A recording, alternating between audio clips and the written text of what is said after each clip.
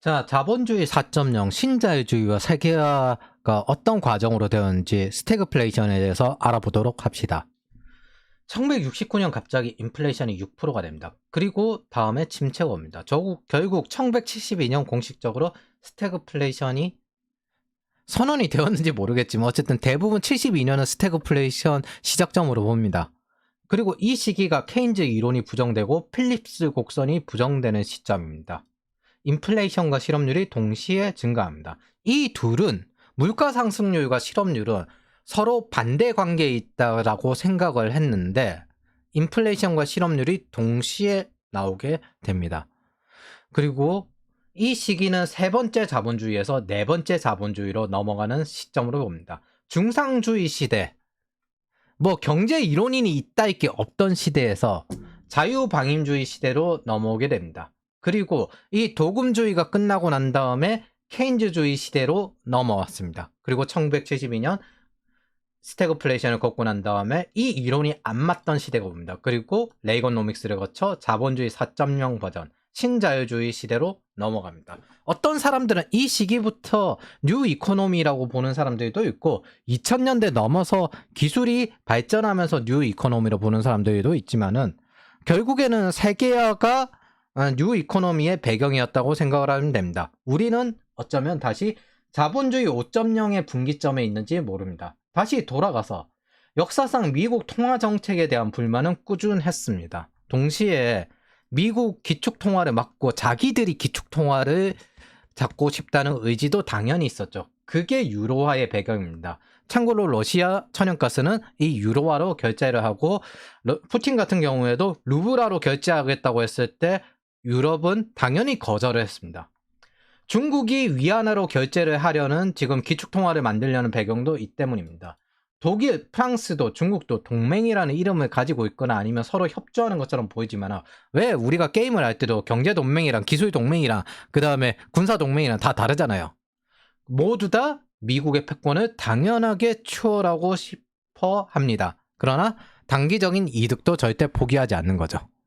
통화 시스템이 지금 다시 재편되고 있고 우리는 자본주의의 다음 업데이트를 준비해야 됩니다. 국가, 경제, 문화 모든 질서를 거기에 맞춰서 바꿔야 됩니다. 즉 지금 현재는 세계가 변하는 시대의 변화 시점입니다. 언제나 자본주의 변화에는 큰 사건이 있습니다. 중상주의는 1차 세계대전으로 무너집니다. 자유방임주의는 대공황으로 무너집니다. 케인즈주의 시대는 스태그플레이션으로 무너집니다. 현재 인플레이션은 굉장히 복잡한 문제입니다. 외부적으로 유로화와 패권을 가진 독일, 그리고 그 패권을 추월하고 싶어하는 프랑스, 새로운 기축통화국이 되겠다는 중국, 각기 다 마음은 가지고 있어요. 단지 지금 당장은 안 될 것 같은데 현실에 제일 가까운 건 중국 같으니까 이제 중국이 나대는 거죠. 거기에 내부적으로 다시 3.0으로 복구시키고 싶어하는 뉴케인즈 학파들이 있습니다. 세계화를 무너뜨리고 수십 년간 투자했던 이 세계화 시스템을 무너뜨리고 3.0으로 복구시키고 싶어 하는 겁니다. 이건 다르게 이야기하면은 후발국들은 후발국으로 계속 살라는 이야기이기도 하고 그 이전의 기간 동안 세계화 기간 동안 미국이 전 세계에 여러 가지 혜택을 뿌려줬다라고도 볼 수 있습니다. 단지 그걸 경제학적으로 서로 이득이 나도록 만들었던 것도 있죠. 현재 미국의 행동에 대해서 폴 크루그먼은 GATT, WTO 룰을 위반했지만 환경과 미래를 위해서 더 낫다는 입장을 가지고 있습니다. 변화의 시기에 상황과 방법은 반복되지 않지만 과거의 흐름은 반복됩니다. 이게 5.0이 되는 기점인지는 저도 모릅니다. 적어도 10년에서 20년 정도는 바뀔 겁니다. 우리가 FTA를 수립하기 시작한 것도 2000년대부터입니다. 사실상 세계화의 혜택은 2000년대부터인 거죠. 우선은 1970년대 오일 쇼크의 흐름을 보도록 하겠습니다. 1970년대는 지금과 동일하게 석유를 감산해서 가격을 올리는 중동의 전략을 그대로 수행을 했습니다. 현대사회에서 중산층을 작살낸 사건으로 봅니다. 그리고 신세계화로 인해서 중산층이 작살난 게 아니라 중산층이 작살났기 때문에 세계화를 통해서 어떻게든 만들어진 상태가 지금 상태입니다. 이거를 자꾸 바꿔서 이야기를 하는데 세계화 때문에 중산층이 망했다. 아니요. 중산층이 망했기 때문에 지금의 상태로 전환이 된 겁니다. 이 석유 무기화에 대해서는 과거의 상황을 먼저 알아야 합니다. 전쟁이 걸려 있어요. 중동에 이스라엘 국가 건설은 4차례의 전쟁을 일으킵니다. 훨씬 숫자도 많고 규모도 컸던 아랍권 군대는 3차 중동 전쟁까지 패배합니다. 그리고 자기들의 패배 원인이 서방권의 이스라엘 지원이라는 판단을 내립니다. 4차 중동 전쟁 시 이 이스라엘을 지지하는 미국과 영국 그리고 미영 동맹국에게 경제적 공격을 가하는 게 이 오일 쇼크였습니다. 석유 무기화의 배경이 여기에 있습니다. 이 석유 감산과 석유 가격 인상을 이제 오펙 저희 중동 국가들만 하면은 전혀 효과가 없겠죠. 남미, 말레이시아, 인도네시아, 아프리카, 소련도 동조를 합니다. 이게 전 세계적 현상이 됩니다. 현재도 오펙 플러스라는 건 사실 석유 카르텔이죠. 근데 그 카르텔이 기업이 아니라 국가니까 제재를 못해요. 동시에 현재 남미는 리튬 국유화를 통해서 국가 카르텔이 또 생길 가능성이 굉장히 높죠. 중국 같은 경우는 각 나라의 희토류에 투자를 해놓고 중공업 비중이 높은 한국에게는 이런 석유 타격이 매우 반갑지 않습니다. 다행히도 사우디 아람코가 S-오일의 모회사가 되면서 한국의 석유를 일정량 꾸준히 안정적으로 공급받을 수 있는 것도 이 장점이 있습니다. 그리고 우리가 왜 수소 경제에 발버둥 치는지도 여러분들은 이해가 될 겁니다. 저걸 어떻게든 에너지라도 어떻게 독립을 시켜놔야 되니까. 그래서 저는 신재생 에너지에 대해서 반대하는 편은 아닙니다. 에너지 공급 방식은 다양할수록 좋아요. 근데 그거 진행한 방식이 잘못됐던 거죠. 저는 거기에 대해서 언젠가 한 번은 이야기할 겁니다. 자, 인플레이션에 대해서는 크게 3가지가 있습니다. 수요 과잉 인플레이션. 케인즈들이 자주 저지르는 일입니다. 일본과 같은 버블을 부르는데 해결책은 금리를 올리는 것입니다. 참고로 아까 말한 프랑스 모델 같은 경우 프랑스 일본 모델이 이 케인즈를 아직까지도 고수를 하고 있습니다. 공급 부족 인플레이션, 공급이 부족해져서 생기는 문제입니다. 해결책은 정부가 필요한 공급을 찾아오는 겁니다. 임금 상승 인플레이션, 이게 서비스 물가 상승이거든요. 우리가 식료품에서 이걸 제일 많이 느껴요. 치킨 가격 상승이 에너지 가격 상승에다가 인건비 상승까지 되는데 치킨집 같은 경우가 2명 이상 아니면 치킨집을 열지를 못해요. 게다가 부동산 가격까지 상승해요. 인건비가 상승하면은. 왜냐하면 수요가 과잉이 되니까. 그러다 보니까 이제 뭐 로봇 치킨집 같은 경우 보면은 그 물가가 싸요. 그래서 치킨 업계가 좀 억울한 게 있긴 있죠. 욕은 듣는데 그렇다고 해도 남는 건 없고. 그래서 임금 상승 인플레이션은 이건 해결이 안 나요. 이건 한 번 나면은 절대 해결이 안 납니다. 이걸 뭐 모두 그냥 완전 극단적인 침체로 내려가서 다 뒤져봐야 그래야 정신을 차립니다. 이전에 노동운동 강화, 노동시간 감소, 그리고 받쳐주지 못하는 생산성, 거기에 방치된 인플레이션은 임금 상승 인플레이션까지 올라오게 됩니다. 지금도 동일합니다. 이제 환경론자들이 개입했고 바이든의 수요에 맞는 석유 생산을 거절해 추가 석유 생산을 막았습니다. 그러니까 미국은 안 그래도 세계에서 제일 많이 석유를 소비하는 국가고 석유를 많이 생산하는 국가인데 그것도 부족해서 석유를 수입하거든요. 근데 자국 내에 또 석유 공급까지 줄였어요. 생산까지 줄였어요. 그러니까 제대로 안 되는 거죠. 러시아의 우크라이나 침공으로 원유까지 부족해지니까 더 문제가 되고 오펙은 또 감산을 해버립니다. 석유는 우리가 있는 거의 모든 분야에 영향을 미칩니다. 단순히 에너지 문제가 아니라 식량 생산에 필요한 질소 비료, 플라스틱, 의류 생산, 막대한 분야에 사용된다고 생각하시면 됩니다. 대책 없는 환경론으로 석유 추가 채굴을 막았을 때 종합적인 해결책을 강구했어야 되는데 이걸 안 했으니까 일상 비용 증가는 필연적일 겁니다. 그래서 지금 미국을 보면 잠깐만 얘네들이 이 돈으로 살 수 있나? 이 정도 물가로 살 수 있나? 그 생각이 들 거예요. 어떤 사람은 사실상 지금이 석기 시대라고 말도 하긴 하는데 모든 게 석유에서 시작되니까 사우디는 목표 석유 가격을 80에서 100달러를 유지할 생각으로 합니다. 지금 경제 공격이 계속되고 있는데 올해 다시 아마 제가 보기에는 석유 가격이 올라갈 거라고 생각합니다. 이 원유국들의 지금 목표가 뭐냐면은 EIA 미국의 에너지청의 원유 그 석유 전략 비축고를 바닥내는 데 있습니다. 뭉쳐가지고 너네들 전략 비축고 빨리 다 꺼내라. 그거 비워버리면은 어떻게든 석유를 비싸게 살 수밖에 없으니까요. 그래서 그렇게 싸우던 이란과 사우디가 중국의 손에 의해서 화해를 한 것 같이 보이는 이유가 야 같이 미국을 털어먹자 이 뜻이에요. 야 미국을 털어먹자. 야 우리가 뭉치면 미국을 털어먹을 수 있어. 이게 이겁니다. 그래서 바이든은 부랴부랴 알래스카 유전 개발을 승인을 합니다. 얘가 막았거든요. 바이든이 모든 그 석유 추가 채굴을 막아놓고 갑자기 유전 개발을 승인해버립니다. 우리는 뭐 이제 SOE 덕분에 사우디 아람코가 이제 모회사니까 안정적으로 원유를 어느 정도는 공급받을 수 있게 되었다는 게 다행이긴 한데 타격은 생각보다 적을 수 있습니다만 그래도 물가 상승은 어쩔 수 없죠. 자, 어쨌든 다시 1970년대에 돌아가서 그럼 이 시기 영국도 미국도 70년대 경제를 살려보려고 발버둥을 쳤지만 다 실패했습니다. 그 강성 노조들은 이 와중에도 전면적인 파업을 했고 영국 경제를 마비시킵니다. 이걸 영국병이라고 합니다. 임금 상승 인플레이션이 시작되면 절대 쉽게 잡히지 않습니다. 1970년 동안 스태그플레이션을 겪고 1980년대 정치적인 인기를 포기하고라도 밀어붙일 정치인이 필요했습니다. 그 두 사람이 철의 여인 대처와 레이건입니다. 하지만 진짜 영웅이 따로 있는데 바로 폴 볼커입니다. 이렇게 파트너십을 맺어서 전 세계 경제를 다시 재설계했는데 사실 보면 이분이 제일 핵심적이었죠. 미국의 영웅이라고 불러도 되고 세계의 영웅이라고 불러도 될 겁니다. 폴 볼커를 몇 가지 단어로 이야기를 하면 금리 연 21%, 초고금리 정책을 펼칩니다. 이게 단 3년 만에 스태그플레이션을 잡았죠. 10년을 끌어오던 걸. 잘라.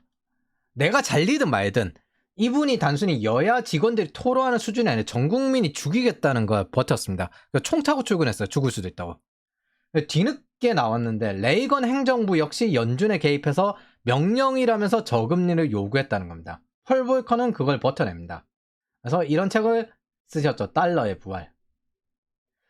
폴 볼커와 레이건노믹스는 밀턴 프리드먼의 이론을 그대로 적용한 정책이었습니다. 근데 이론은 있으나 실행은 목숨을 걸어야 됩니다.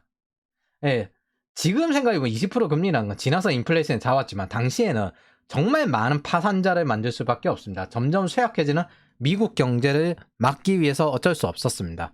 근데 이 강달러는 동유럽을 소련에게서 벗어나게 해서 각자 도생을 하게 만듭니다. 이 당시에 동유럽 국가들은 서유럽의 자금을 빌려서 생활하고 있었거든요. 근데 소련이 이제 그게 케어가 안 돼요. 그래서 야 각자 살아라. 그렇게 해서 각자 살게 됩니다. 결국 이게 소련을 붕괴시킵니다. 총 한 발 쏘지 않고 소련을 말려 죽입니다. 그러나 이 위명은 레이건이 가져갔죠. 다만 주의해야 할 것은 이런 정책은 미국이나 펼 수 있습니다. 한국이 이거 따라했다가 IMF 터졌어요. 이거에 대해서는 밑에서 제가 좀 더 설명드리겠습니다. 지금 은근히 극보수 쪽에서 금리 올려야 된다고 말하고 있죠. 한국 경제 체력은 미국처럼 안 됩니다. 지금 가계부채 터지면 다 죽어요. 그리고 치안부터 무너질 겁니다. 볼커가 증언하기에 연임 전에 그 다음 같은 말을 들었다고 합니다.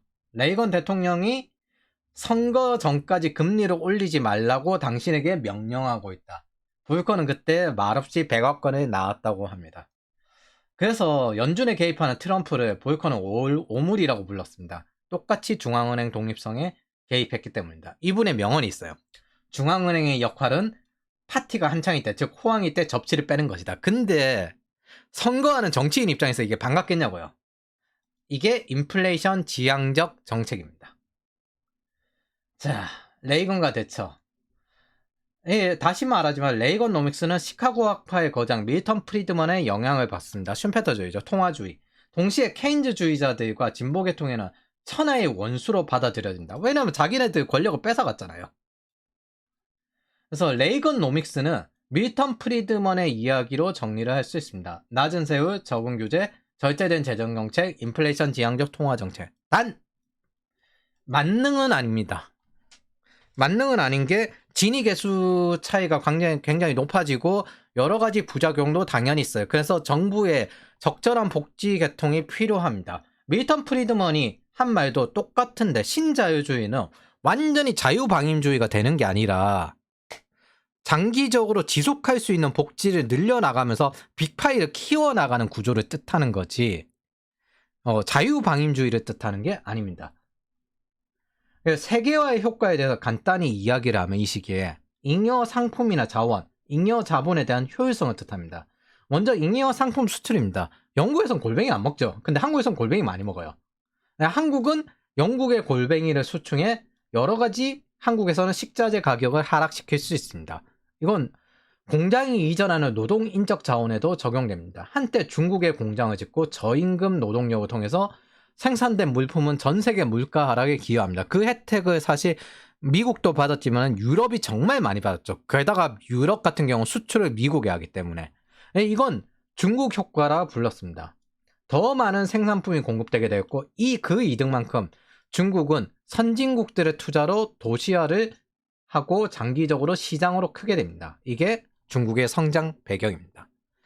기본적으로 세계화는 개발도상국의 성장에 기여하고 선발국과 후발국의 서로 조화로운 경제 상태를 한시적이지만 이룰 수 있습니다. 어느 정도까지 중진국으로 올라올 때까지. 중진국 이후부터는 스스로 성장을 해야 돼요.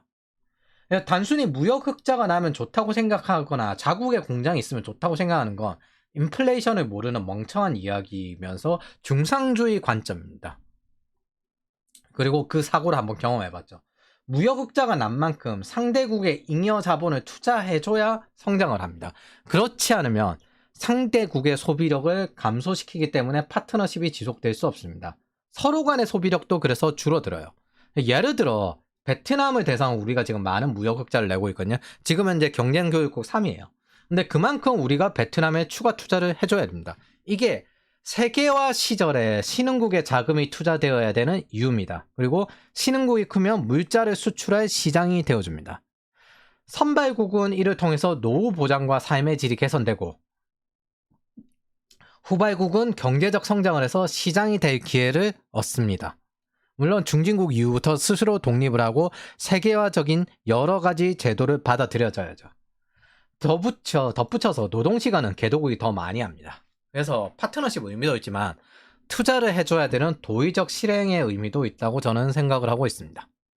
자, 이걸 좀 표로 보면은 개도국은 상품을 만들어서 저임금 노동력으로 상품을 수출하죠. 그리고 선진국에서는 인플레이션 하락에 기여를 하고 잉여 이익을 얻습니다. 이게 전형적으로 물류공학이 목표로 하는 부분이죠. 그래서 미국의 인플레이션이 줄어든 거에 관해서는 크게 두 가지 효과를 이야기합니다. 중국 효과와 물류공학을 최적화시킨 아마존의 효과. 그러면 선진국은 투자를 하고 소비를 해서 도시화와 소비력을 증대시키고 새로운 시장을 만드는 관점이 됩니다. 그때부터 선진국과 개도국은 서로 주고받으면서 성장을 하게 됩니다. 작은 정부를 통해서 시장의 자유도를 보장하고 세계화를 통해서 전 세계의 효율화가 진행되니까 경제 성장이 시작됩니다. 이게 세계 전체의 경제 성장을 계산하는 방식이에요. 여기서 조금 더 역사로 들어가 보면 2차 세계대전 이후 미국은 마셜 플랜으로 영국, 독일, 일본 G7을 성장시켜줍니다. 자기네들이 물건을 팔 시장이 아예 없잖아요. 그래서 시장으로 성장시키기 위해서 여러 가지 물건을 생산할 기회를 줍니다. 이거 모두 싸구려 물건을 시작하죠. 근데 그 다음에 제조업으로 극성장합니다. 그래서 독일과 일본이 충분히 성장하고 그 다음에 미국은 다음 싸구려 물건을 생산할 기회를 한국과 대만에게 줍니다. 그리고 한국과 대만은 이를 통해서 성장합니다. 그 와중에 스태그플레이션이 났고 한국 같은 경우 이때 중공업으로 전환하려던 시기거든요. 한 방에 날아갈 뻔했어요. 대처와 레이건의 파트너십은 영미권의 힘으로 전 세계의 자유무역 체제를 하게끔 만듭니다. 이제 고립주의를 택하면은 성장의 기회를 놓치는 게 아니라 아예 죽을 수도 있어요. 나라가. 그 대표적인 나라가 북한이고 그래서 러시아조차도 고립주의를 전환을 하고 중국조차도 막 북한에 봐주기보다는 고립주의에서 세계화를 받아들입니다. 북한은 러시아에 대해서 동맹국을 배신하는 행위라고 했고 중국은 차마 뭐라고 말을 못하는 수준까지 왔죠. 자, 그래서 이전 무역협정인 GATT에서 WTO 체제로 전환을 하면서 우리나라 같은 경우는 2000년대에 FTA를 맺으면서 더욱 성장했습니다. 근데 이거 대한민국이야 이걸 발판을 성장하긴 했는데 여차하면 솔직히 이거 그 사다리 걷어차기 장애물입니다. 선진국들의. 지금 GDPR이나 아니면 환경제국주의랑 같다고 생각하시면 돼요. 솔직히. FTA는 각국끼리 자유무역이었지만 WTO는 순수하게 제가 보기에는 한국과 대만의 선진국 등극을 막기 위한 경쟁이었습니다. 간단히 말하면은 요구하는 게 국가 주도 성장하지 마라. 시장 주도로 성장해라 라는 겁니다. 이게 유럽이 견제가 되게 심했거든요. 솔직히. 이거 또 잘 보면 한국 대만 너네 미국 편이잖아.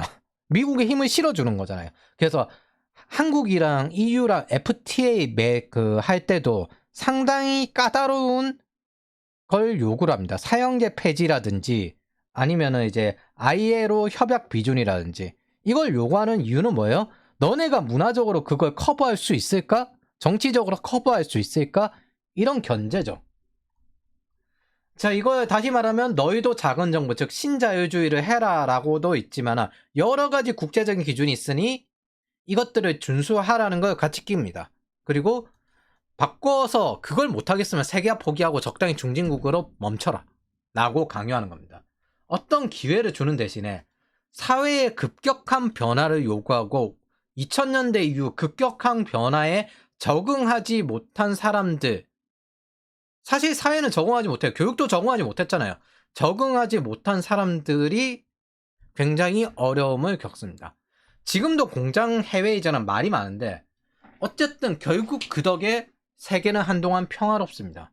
선발국의 자본과 후발국의 노동력 그리고 사실 자원도 있죠. 석유 같은 거. 어쨌든 조화로웠습니다. 낮은 세율, 규제개혁, 정부 재정 축소, 적당한 수준의 민영화, 지속가능한 수준의 복지 나름 괜찮아지고 있었지만 어떤 체제든 완벽한 것도 없고 불만도 있습니다. 현실은 정치인들이 인플레이션을 일으키고 대중은 장기적 경제보다 체감 경제에 불만을 가집니다. 중요한 건 다시 말하지만 전 세계적 플랫폼이 중요합니다. 정리하고 하면은 세계화를 다시 이야기하면 세계 분업의 시대를 뜻해요. 최대한 효율화, 잉여 자본과 잉여 노동력과 잉여 자원을 최대한 효율화하는 거죠. 하지만 그걸 하려면 각국의 이기주의를 포기시켜야 됩니다. 그래서 큰 정부를 포기시켜야 돼요. 그리고 세계적인 공통규칙을 만들어야 합니다. 이게 WTO예요. 근데 이게 후발국에는 이걸 요구하면 불리하니까 적당히 용인해 줍니다. 신흥국은 그래도 그렇게 용인을 해줘요. 크니까. 그러나 선진국으로 올라올 때 WTO 룰을 받아내라고 합니다. 단계별 성장 시스템으로 지금은 정착이 되었고 그게 정세계적 기준점이라고 생각을 하시면 됩니다. 내적으로는 작은 정부와 외적으로는 세계화 이렇게 만들어집니다. 결국 정부가 하는 일은 크게 보면 경제 첩보와 자국 기업의 안보 그리고 다른 나라와 FTA를 맺는 여러 가지 관세 무역 협정 이런 것들이 굉장히 중요해졌습니다.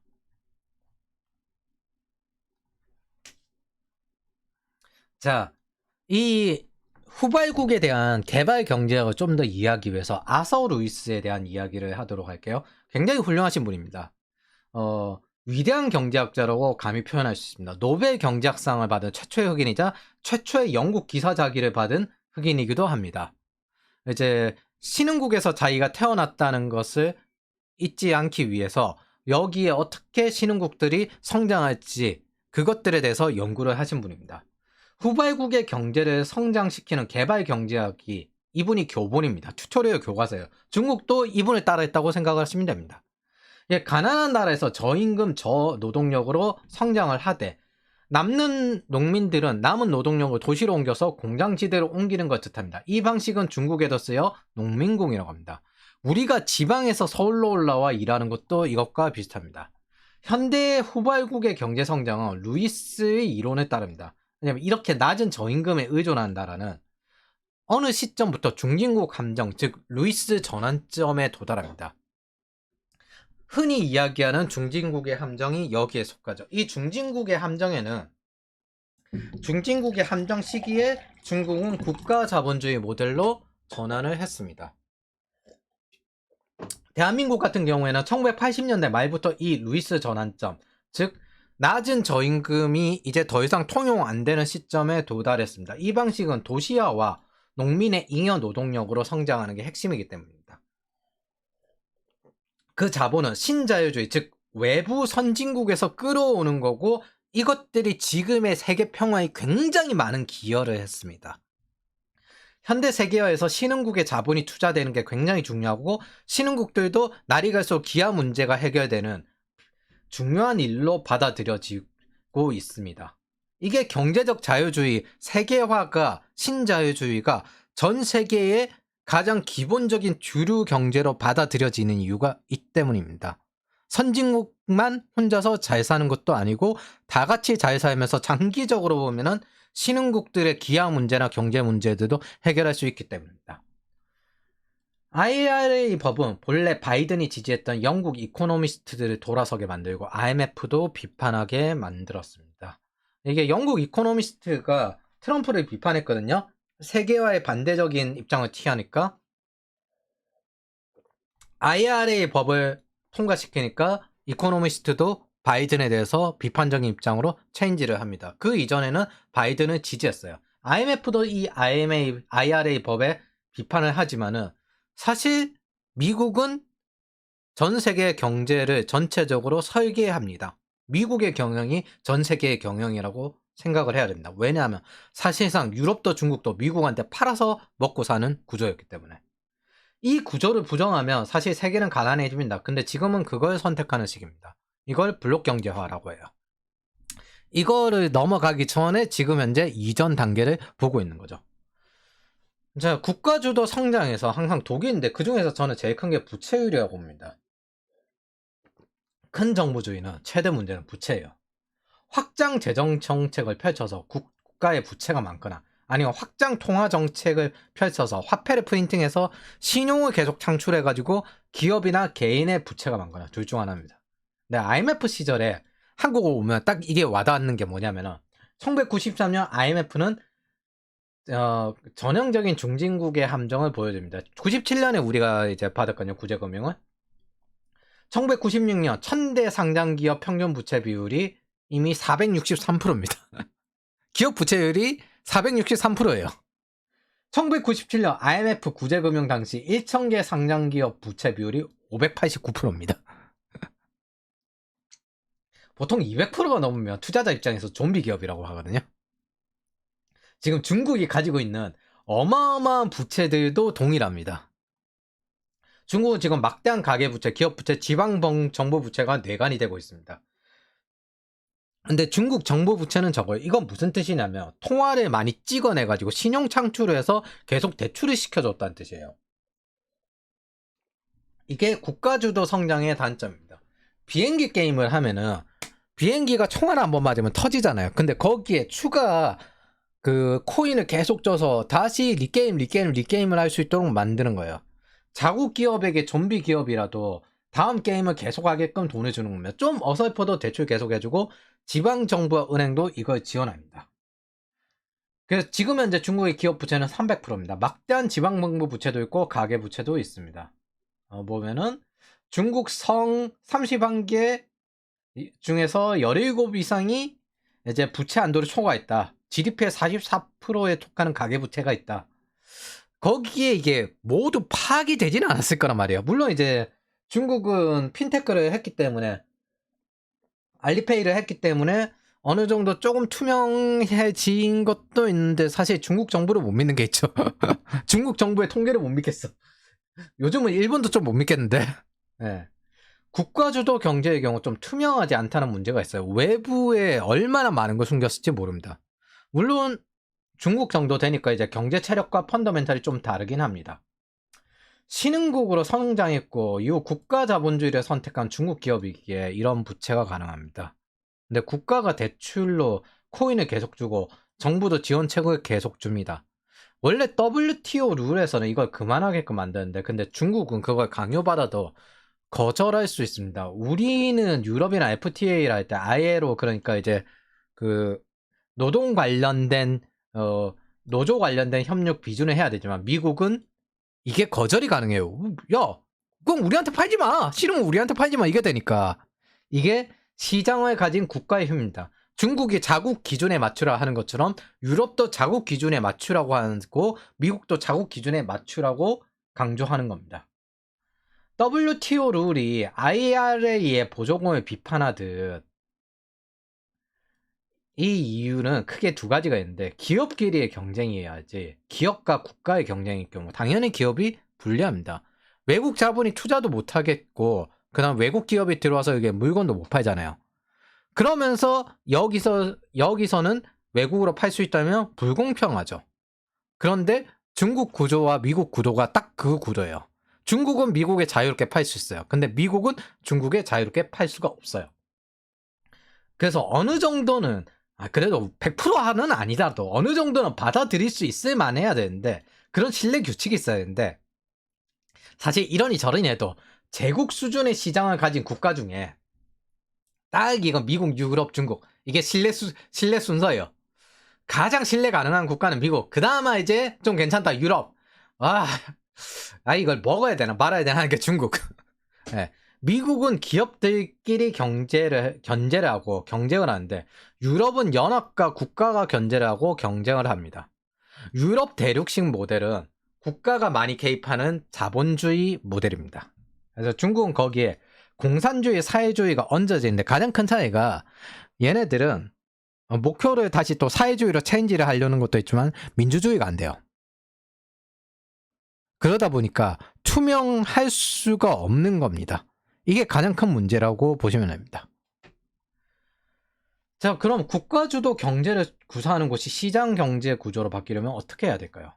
기업 지배 구조 개선, 관련 법규 강화, 회계 시스템의 투명성 제고, 보조금 중단. IRA가 이 보조금 중단에 영향을 미치고 있죠.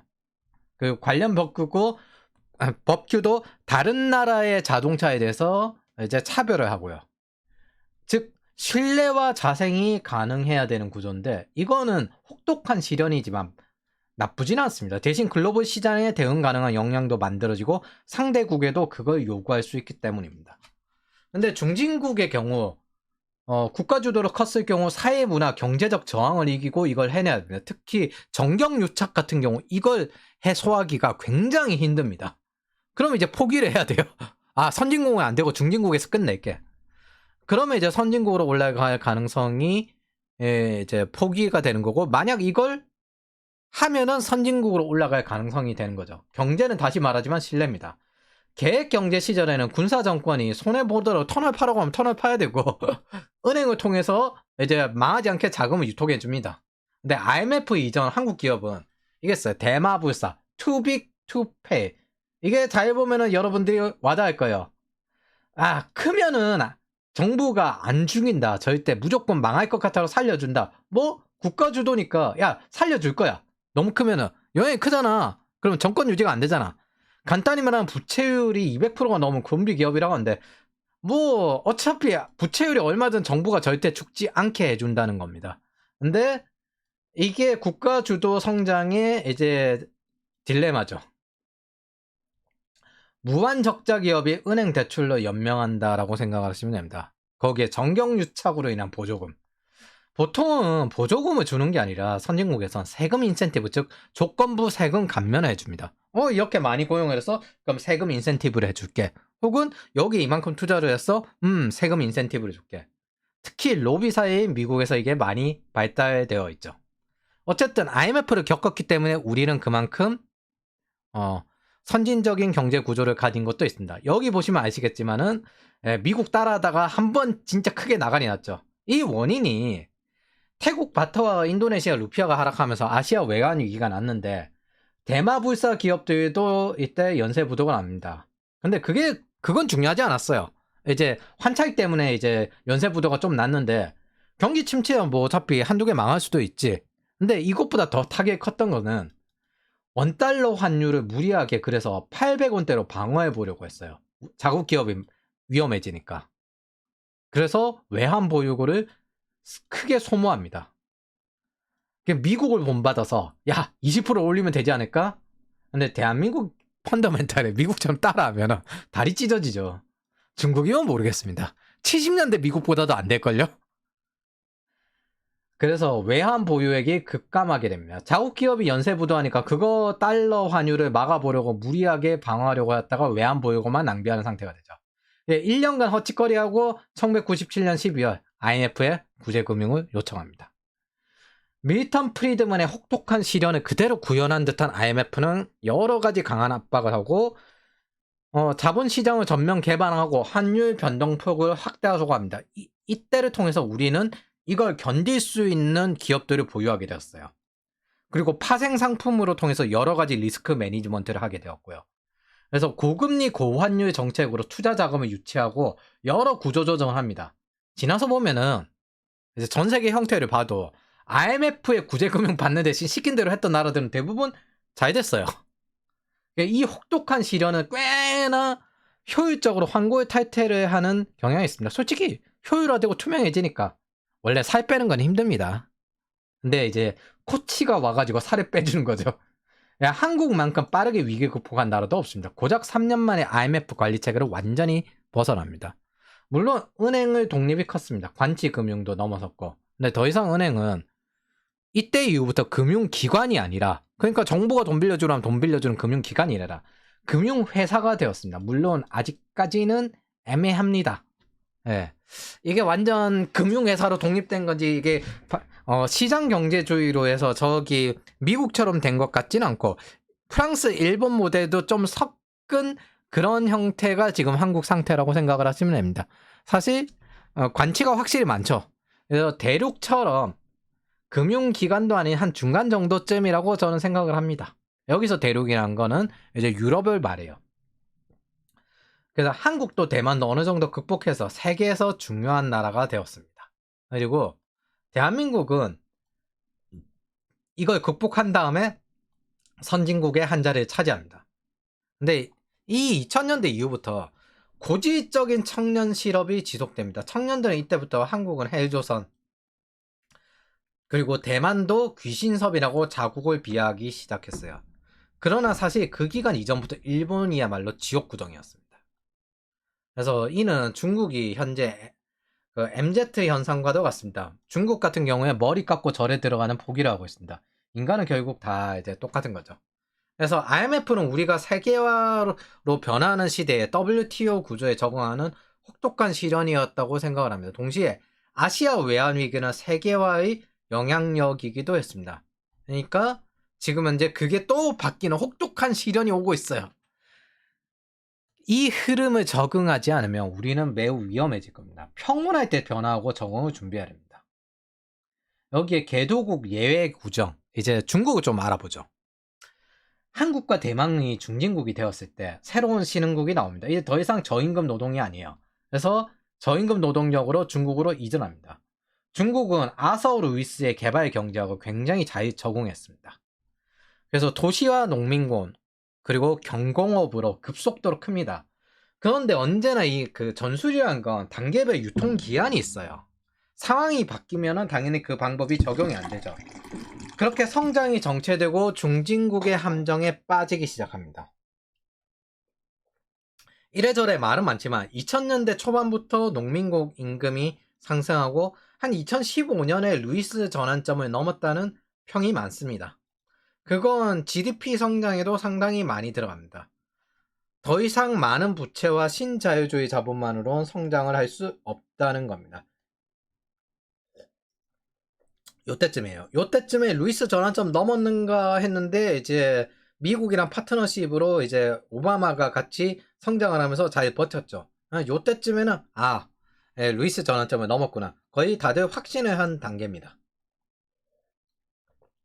자, 중국 공산당 자체보다 여기 중국 MZ들, 한국을 많이 혐오하는 중국 MZ들의 상황을 봅시다. 여기 똑같이 어르신들은 좋은 시절에 태어나서 헛소리 한다라는 말을 합니다. 이게 어디선가 많이 본 거죠. 모든 그 개도국 계열의 사람들이 전부 이럽니다. 윗세대들이 전부 이 소리예요. 좋은 시절에 태어나서 헛소리 한다. 중국은 이걸 소왕제라고 불러요. 혼자서 태어나서 좋은 시절에 부모님 보살핌 다 받아놓고 뭐가 그리 힘드냐. 우리나라 치면 낀 세대죠. 이거 중국은 탕핑이 나옵니다. 탕핑. 이거 뭐 과거의 영국의 니트, 일본의 사토리 세대, 우리나라의 엠포 세대, 즉 발전도상국에서 선진국으로 넘어가는 국가들에게는 보편적으로 나타나는 젊은 층의 사회 이탈 현상입니다. 공통적인 건 무의식에 대한 소모적 경쟁에 대해서 비판을 상당히 많이 하죠. 이게 쓸모가 없잖냐, 너네가 가르쳐 놓은 거. 근데 왜 쓸데없는 소모성 경쟁을 우리에게 시키고 있냐. 중국을 보면 박사학이라도 일자리가 지금 없는 상태예요. 경비원이라도 되려면 최소 기준이 석사학입니다. 마땅한 해결책이 없어요. 여기에 미국은 중국에게 자유시장 경제를 확대하게 요구합니다. 미중 무역 분쟁, 트럼프가 요구하는 부분이 이거였습니다. 너네도 이제 선진국 수준에 도달했으니 이제 국가 주도의 시장을 그만하고 시장을 개방해라. 뭐 교육, 금융 이런 것들 개방해라. 그리고 미국에 우선 개방해라. 여기에 또 붙어있죠. 즉 자유시장 경제, 세계화 경제로 전환하라는 겁니다. 미국은 이렇게 요구를 했고 중국은 일부만 개방했었고 미국의 시장은 완전 개방되었죠. 물건이 쌀 때까지는 서로 윈윈할 수 있었지만 더 이상 싸지 않잖아요. 인건비도 올라오고. 장기적으로 미국인의 구매력을 훼손하는 상태에 된 지 좀 됐습니다. 다음 단계로 넘어갈 건지 이 관계가 아닌지에 관련된 부분이고, 그리고 중국은 이를 거절했습니다. 중국이 받질 않았으니까 미국은 구매력 훼손 과정을 줄이는 수밖에 없습니다. 이게 단계적으로 이득이 나는 것만 주고받고, 중국 같은 경우 식량이 없거든요. 미국의 식량을 받는 게 굉장히 중요합니다. 특히 대두. 예. 그러나 지금은 결별의 수순으로 가고 있죠. IT는 중진국의 함정을 넘는데 도움이 됩니다. 2000년대 세계화의 영향력으로 학력이 중요해졌거든요. 바꿔 말하면 영어와 MBA는 2000년대의 제왕학이었습니다. 중국의 고학력자가 늘어나는 것처럼 세계화는 학력 인플레를 만들었습니다. 우리가 학력 사회를 겪었던 것도 이 영향인데, 그 영향으로 대신에 캥거루족도 늘어났죠. 근데 여러분들이 알고 가야 될 건 지금 시대의 학력은 스택에 속하는 옵션 중에 하나입니다. 이 경기 침체와 같은 상황이 오면 학력은 아무 의미가 없어집니다. 현재는 아이비리그 졸업생들도 취업난에 걸려있죠. 여러분들이 꼭 기억을 해야 돼요. 경기 침체 같은 상황이 오면 학력이고 뭐고 돈 벌 수 있는 경력자가 제일 중요하다. 사실 이 시대는 2009년 리만 브라더스 파산 이후 학력 사회는 끝났습니다. 2009년 서브프라임 이후부터 실리콘밸리와 스타트업 IT가 부상하면서 여기는 완전 실전주예요. 능력 부분. 무언가 완전히 달라집니다. 미국에서 망가진 경제를 되살리는 거였지만 중국에게는 이게 중진국의 함정을 벗어나는 첨단 기술 획관이 시작이 됩니다. 이걸 미국의 전략을 서브프라임 리먼 브라더스 파산 이후 했던 미국의 전략을 중국 시장에 적용해 보니까 중진국의 함정이 벗어나지네? 그러면서 공장을 키우면서 IT를 키우면 내수 시장이 활성화되어 중진국의 함성이 벗어난다. 이게 전 세계에 퍼졌어요. 이 아이디어 그대로 동유럽과 베트남, 지금 현재 발전도상국들이 신흥시장에 적용되고 있습니다. 그래서 지금은 공장과 IT를 동시에 키워요. 그래서 베트남 같은 경우 보면은 북부의 하노이는 공장을 키우고요. 남부 항구에 있는 호치민은 IT 스타트업의 중심이 됩니다. 참고로 덧붙여 우리나라 같은 경우 베트남 하노이에 공장을 만들어서 열심히 인도와 그 다음에 동남아와 중국에 수출하는 준비를 하고 있죠. 그리고 한국에도 당연히 가져옵니다. 즉 하노이의 값싼 노동력과 생산품, 호치민을 사용하면 이제 아랍권과 인도네시아 석유 운송로로 사용되는 거고, 우리나라 최대 무역 흑자국 이 베트남에는 장기적인 관계를 위해서 투자를 해야 하는데, 투자를 할 때 보통 공장 같은 경우에는 저기 북부에 추가 투자가 될 테고, IT 같은 경우에는 남부에 투자가 될 겁니다. 저는 20년쯤 뒤에 베트남이 선진국이 될 가능성이 굉장히 높다라고 생각합니다. 우리가 IMF를 극복하고 2000년대 지나고 난 다음에 20년 지나서 선진국이 되었잖아요. 베트남은 그 정도 할 수 있을 거라고 저는 생각합니다. 그래서 2009년 이후부터 현대의 제왕학은 영어, 경영 투자, 그리고 기술, 이 부분이 추가가 되었습니다. 반대로 위쪽 MBA 수준은 이렇게까지 올라갔는데, 대중은 젠더학이니 수학파기니 사회주의니 식으로 우민화가 되었어요. 이게 탑티어들이 듣는 MBA 수업은 이런 것들이 더 올라가서 수준이 올라갔는데, 대중이 듣는 거는 우미나로 내려갔어요. 여러분들이 기억하셔야 할 건 신자유주의, 경제적 자유주의는 사회주의에 대응하는 수단 중 하나였다는 걸 기억을 해야 됩니다. 저는 현대 케인즈주의자들이 타락했다고 봅니다. 케인즈주의 역시 사회주의에 대항하는 수단 중에 하나였습니다. 자, 중진국의 함정을 넘은 중국. 중국이 이제 이 중진국의 함정을 벗어나서 막대한 시장이 되어버립니다. 2014년부터 중국의 구매량은 세계 1위가 되고 미국을 넘어섰습니다. 제가 이제 중국이 어느 정도 수준인지 알아봅시다. 여러분들이 한국이 선진국이 되다 보니까 시야가 높아진 입장에서는 이상하게 느껴질 수가 있는데 2019년 지금은 이제 말아먹어서 UBS에 합병된 크레딧 스위스 세계 상위 10% 이상의 부자 기준은 개인저축 1억 3천만 원입니다. 상위 1%는 개인저축 11억입니다. 즉 1억 3천만 원의 자산이 있으면 세계 상위 10%거든요. 여러분들 중에서 도대체 1억 3천만 원이 무슨 세계 상위 10%냐라고 하는데 세계 상위 10%입니다. 우리 다시 말하지만 매우 운 좋은 나라에 태어났습니다. 이거 성공이에요, 성공. 태어난 것만은 성공이에요, 솔직히. 단지 여러분들의 시야를 누가 좁혀놨을 뿐이에요. 그래서 이 상위 10%의 부자 숫자는 중국이 미국을 앞섭니다. 단지 백만장자 숫자가 미국이 훨씬 더 많을 뿐입니다. 만약 이대로 세계 경제가 흘러간다면 중국은 백만장자의 숫자뿐 아니라 중산층의 비중도 늘어나서 미국을 앞설 수도 있습니다. 사실 중국은 히토류, 리튬 이런 다양한 자원들의 투자에 이미 사전 준비를 다 해놨습니다. 그리고 많은 지표에서 미국을 많이 앞질렀습니다. 이제 남은 거는 경제 규모와 군사력 같은 거죠. 다시 말하지만 이대로 지속되면 미국이 그대로 앞지릅니다. 그럼 미국이 그걸 계속 뜯기겠어요? 툭 까놓고 말해서 너네 돈 다 우리한테서 나오는 거 아니냐. 그래서 미국은 중국과 결별을 시작합니다. 스스로 세계화를 만든 미국이 세계화를 스스로 깨버린 상태가 지금입니다. 바꿔 생각하면 전쟁도 감수하겠다는 뜻입니다. 이게 아마 대만에 그 미국 하원 의장이 방문할 때 제가 기억하기에 니미츠 항모 하나만 간 걸로 기억을 하거든요. 아마 그때였나 어쨌든 니미츠 항모 하나만 간 경우가 한 번 있어요. 근데 이게 무슨 뜻이냐면은 원래 항모가 가려면은 주변에 같이 호위함이 같이 가야 돼요.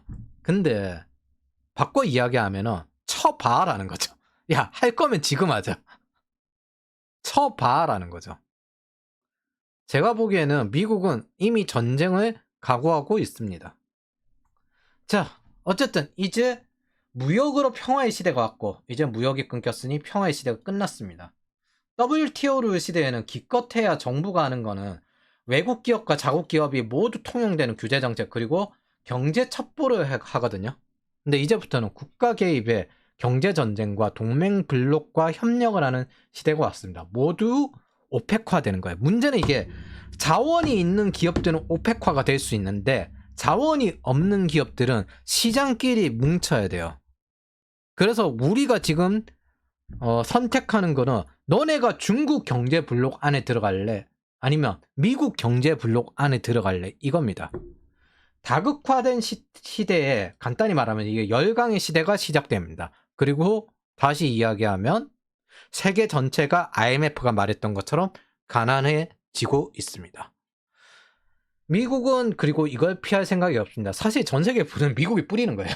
미국에 수출해서 미국의 돈을 받아가지고 중국이랑 유럽이 생존하는 거거든요. 유럽은 미국에 수출하고 중국의 싼 물품을 사옵니다. 근데 중국은 미국에 수출하고 유럽에도 수출합니다. 자, 중국의 발전은 미국과 유럽의 돈으로 발전을 하는 겁니다. 그러면 미국은 이걸 끊어버리면 유럽과 중국이 과연 그게 되는가라는 거에 대해서 테스트가 되고 있는 상태인 거죠.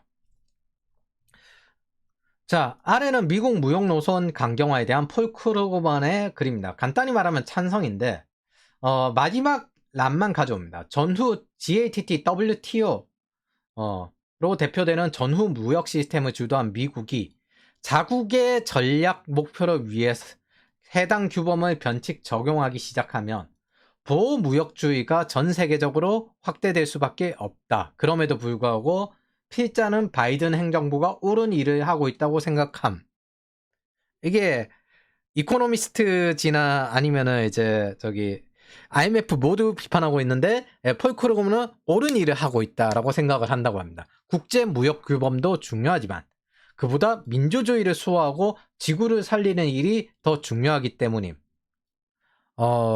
이것도 틀린 말은 아니라서 여기서 걸려 있는 겁니다. 중국의 여러 가지 침공에 대해서는 이 다음에 이야기하도록 하겠습니다.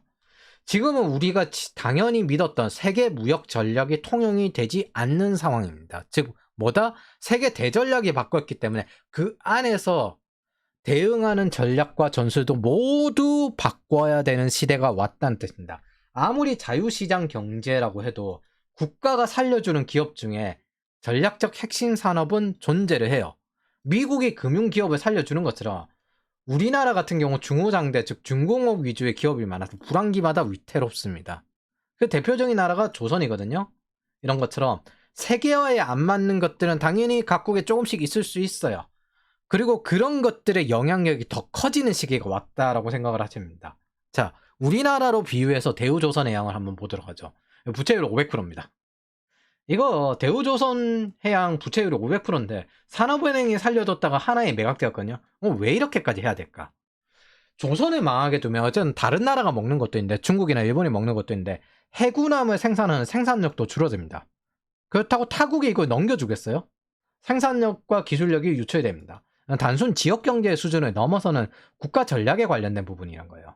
바꿔 이야기하면 시카고 학파에 무조건 망하게 돌아라는 말만으로는 불가능하다는 겁니다. 금융자본주의를 통해서 이런 기업이 버틸 수 있는 건 자국의 삼성전자 같은 이익을 내는 기업이 많아야만 가능합니다. 즉, 그 부국 강병에서 경제적인 이득이 먼저 와야만 국방도 가능합니다.